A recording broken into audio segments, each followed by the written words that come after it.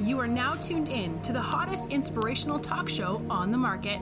Turn up your speakers and listen in as Ms Yvonne talks life, love, and godly relationships.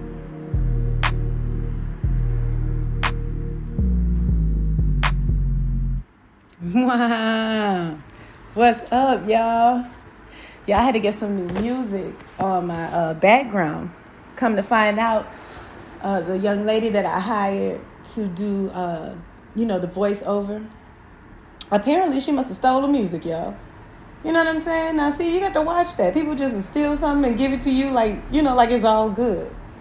So I had got a copyright claim on something that I did not know had been stolen. So, thank God he made a way out of no way. And I know some people with some beats, so they hooked me up. So for right now, we rocking out with this. I like it. It's real gangster, you hear me? It sound like me, you hear me? It's right up my alley, because I'm a Christian soldier, disciple, warrior, you hear me? So I'm feeling the beat. Shout out Ellis Production. Whew. Okay, y'all. Today I would like to speak from my heart because this topic has been on my heart. And let's just get straight to it. So word on the street is my father killed himself. Okay? AKA committed suicide. And as a product and a child of a parent who committed suicide, I have some thoughts on that. Okay? Because I don't take suicide lightly. And what I mean by that is when people tell me that they want to commit suicide, it pisses me off. God forgive me, but that's how I feel. It makes me very upset because I feel like it's the most selfish thing a person can do. It's so incredibly selfish and it's so rooted in an egotistical, I don't know the word for that after that, but it's rooted to me in ego and a whole lot of unhealed emotions. And it's not fair if you have a family to commit suicide. Now, I know you might sit back and say, but you don't know what I'm going through. I'm depressed. I'm lonely. I have all these issues. I don't have enough money. I'm homeless. I'm this, that, the third. Let me tell you something, baby. I done been in all them shoes. And I'm still here standing. I done did all that. So what's the excuse? What's your excuse for suicide? Other than complete selfishness. Because to me, it's a cry for attention. It's a cry from your heart that says, I need help. I need somebody to help me. And if y'all don't help me, I'm going to just take my own life. That's going to make people move faster. And I get that. I know that feeling. I know what it's like to feel stranded. And you're screaming, help, help. Like you're drowning in the water. And there's nobody there to rescue you. But let me tell y'all something. That's not nobody's job but you and the Lord's. So as much as we may want companionship, as much as we may want money to get us out of our situation, as much as we may want a coach to push us and to bring the best out of us. People have their own lives. Just like you, people are going through things every day. Life is hard. Life is hard. You understand what I'm saying? Especially, I don't care which way you go. If you're a Christian, it's hard. And if you're out in the world, it's hard. And just because you have money, I don't believe it makes... I can't even, let me not even speak on that because I don't know, I ain't got the money to say that. I'll let you know when it happens. But what I am saying is shake that off. Because if you tell me that you're going to commit suicide, I'm going to look down upon you. I'm not about to pity pat you and, patty cake you and rub you on your back. I done been through too much in my life. I had nothing for a very long time. I had to stand by myself for a very long time.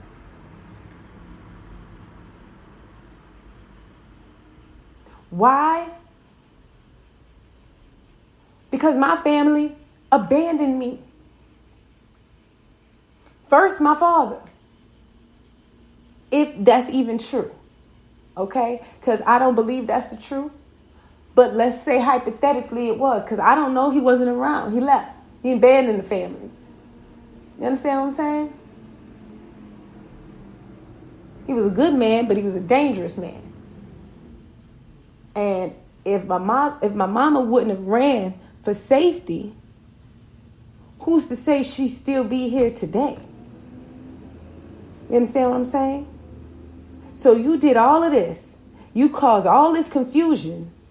And instead of apologizing, instead of owning up to your own faults, instead of righting your wrongs, instead of making it and pushing through things in life, you took the easy way out? You decided to kill yourself? Boy, I'd wake you up out that grave and punch you in your face. You see what I'm saying? Because who gonna teach me about men? Right? Who's supposed to teach me how a young lady was supposed to be treated? Who's supposed to protect me if my protector took his life? I don't even know this man's side of the family. Because why? You was gone too soon? It's no excuse for suicide. It's no excuse. So cut the crap. Everybody else might give you some attention, but I'm not about to give you no attention on that. Because I've had to grow through every hurtful situation that I've been through.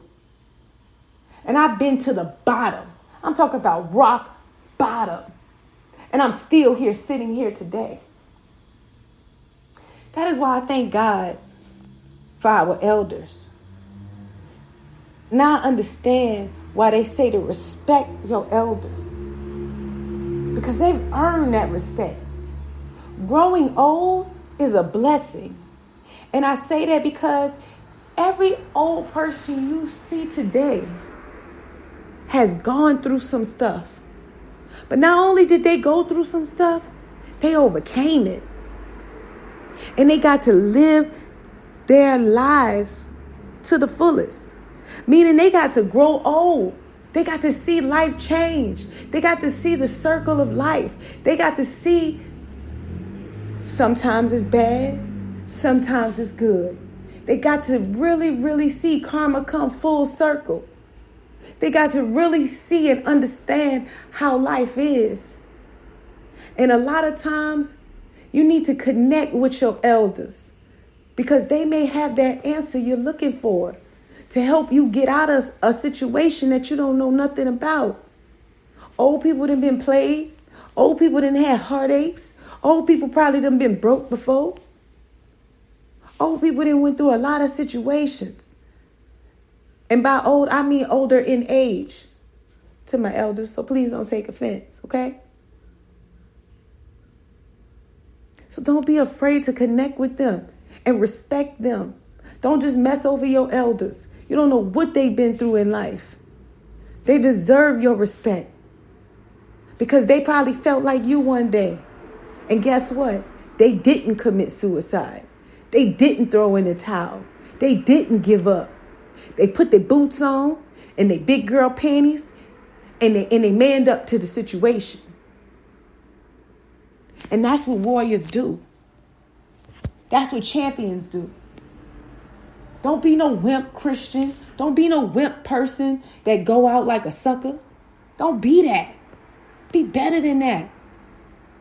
We've all sinned and fallen short of the glory. Let me tell you something. The Bible tells you nothing is new under the sun.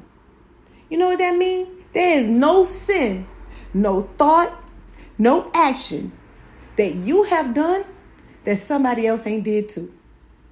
So stop feeling like, oh my God, I'm so wrong. I'm so dirty. I'm so this, I'm so that. The whole world is messed up. Okay? There's been some wild, wild stuff going on. You are not alone. But I'm going to tell you the answer to all of this. And it's the Lord. What you are looking for, what you are feeding for, what you are really, really desiring, only the Lord can give to you. Only the Lord can fill these voids.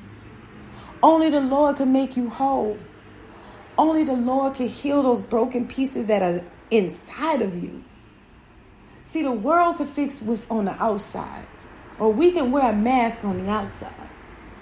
But God, He looks inwardly, and His word helps you inwardly.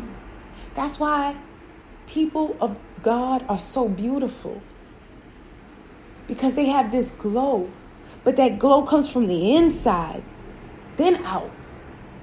Because God is cleansing these people. God is cleansing us. It's like anything. It's like washing a dish. When it's dirty, it's not shiny. But when you wash it, cling, now it look crystal clear. Allow God to do His work in you. Invite Him into your heart. Invite Him into your home. Invite Him into your life. That's who you should be crying to. Because guess what? He really cares. Not only does He really care, He can meet you right where you are. You ain't got to go to Him. He can come to you. You could be in a prison cell. You could be locked in a closet. You can be kidnapped. You can be at home. You can be at work. You can be in your car. You could be anywhere you want to be, and God will meet you right there. So don't give up on yourself. Don't be so selfish to take your own life. Because whether you see it or not, because the pain around you is so thick, there is somebody who does love you. There really is somebody who thinks you're awesome. There's somebody who secretly admires you and wants to be like you. And maybe that's why it's so hard on you. Because jealousy makes you feel rejected. It makes you feel hopeless. But baby, don't be hopeless. Be hopeful. Reach out to God. Let Him heal you. Let him build your confidence back up. Don't give up. And don't get weary in well doing. Because in due time, you will reap a harvest if you faint not. Please know that I love you. Please know that I'm here for you. And please know that God got you. He loves you so much. Like you're His own baby. Some of y'all have children. And you love your kids. That's how God loves you too. Don't give up on your life. Even when it get hard. If you got to cry, if you got to scream, if you got to take a run, if you got to take a walk, you do that. You do what you got to do to get your mind right. But then you put your boots on and you get back out there on that field. And you fight the good fight of faith. You hear me? Don't give up. I'm counting on you. I'm rooting for you. I need you to survive. You understand? I need you to survive. I need you to make it. I need you to overcome. Because that blesses me to know that you made it through. Y'all be cool. Peace. Ellis Production. Thank you for tuning in to the Ms Yvonne Show. To reach out to Ms Yvonne, be sure to follow her personal blog, Ms Yvonne Ministries, at www.MsYvonneMinistries.org. You can also follow the Ms Yvonne Show on all social media outlets to stay informed and up to date on the next show.